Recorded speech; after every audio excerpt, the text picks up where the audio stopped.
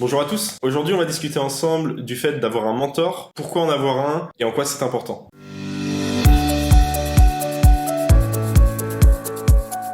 Retrouvez nos formations en ligne dès maintenant sur osteoupgrade.com. Lien en description. En quoi ça t'a aidé dans ta pratique d'avoir un mentor? Tout simplement par rapport au fait d'avoir un but à atteindre, un maître entre guillemets, un exemple qui nous dit, être capable de lui ressembler, capable de dire j'aimerais bien faire ce qu'il fait, il a l'air trop fort, il fait bien ça ou ça, et même si c'est pas forcément que les manipulations, ça peut être une autre technique, ça peut être tout simplement son attitude quand il va traiter quelqu'un ou son abord sur telle ou telle forme de pathologie, sa manière de penser, peu importe, mais quelqu'un qui m'inspire, qui me tend à m'améliorer. Ouais, c'est des traits de personnalité finalement qui t'aident toi de ton côté à te construire ta propre personnalité. Exactement, c'est structurant d'avoir quelqu'un qui va vous guider, qui va vous dire faut faire ça plutôt comme ça, c'est pas pour rien qu'on a des profs, des maîtres suivant les écoles. J'aime bien cette notion de maître parce que ça nous renvoie un peu à cette notion dans les arts martiaux, maître et élève. Et en fait, il y a vraiment ce côté, l'élève finit un jour par dépasser le maître et après chacun va améliorer l'autre en fait. C'est très intéressant ce que tu dis, ça me rappelle une petite anecdote. Quand j'étais étudiant, c'était en première ou en deuxième année, un professeur nous a posé une question en début de cours. À votre avis, pourquoi je vous fais cours?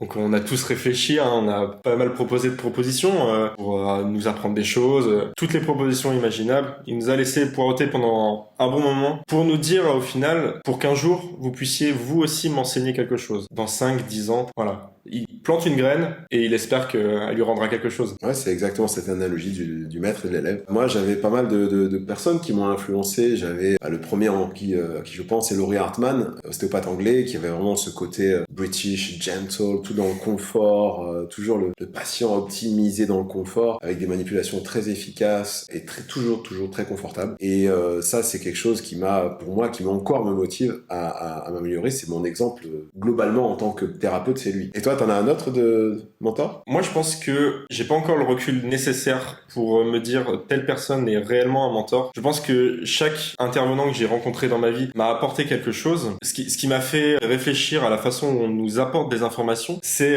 Dominique Linglin, un éthiopathe et un enseignant à la faculté d'éthiopathie, qui nous disait, alors je saurais pas citer exactement sa phrase, mais apprenez ce que je vous donne, prenez-le, mais surtout faites-en autre chose. Et c'est cette nuance que j'aime beaucoup, c'est le faites-en autre chose. C'est-à-dire que toutes les informations qu'on vous donne, il faut tout remettre en perspective en permanence, il faut vous l'approprier, il faut que votre sensibilité prenne part de ces informations pour en faire autre chose. Pareil, ça me renvoie à Laurie Hartman qui avait montré une fois une manipulation sur une lombaire et puis il nous montre cette manipulation et on dit ouais ok, et maintenant il dit maintenant je vous montre comment ne pas la faire et il remontre et il montre la même manipulation. Alors, tous on comprend pas, c'est la même manipulation. Il dit juste là, si je vous ai fait ma manipulation, mais si vous manipulerez forcément différemment. Vous aurez votre touche personnelle en fonction de votre gabarit, de votre force, vos faiblesses. Et forcément, vous allez faire la technique vôtre. Je pense que c'est un peu le même message. Ouais, je pense que c'est tout à fait ça. Sur les techniques, de toute façon, on a tous un gabarit différent, on n'a pas le même ressenti. On peut pas faire exactement la même manipulation. Après, j'avais aussi Jean-François Terramorsi, ostéopathe, éthiopathe aussi, qui nous avait vraiment apporté beaucoup de rigueur dans la gestuelle, dans le positionnement, dans la technicité, pareil dans le confort des manipulations. Je pourrais en citer d'autres comme Yves Lepers qui lui m'avait beaucoup apporté au niveau scientifique et même littéraire, philosophique. Yves Lepers, c'est un ostéopathe belge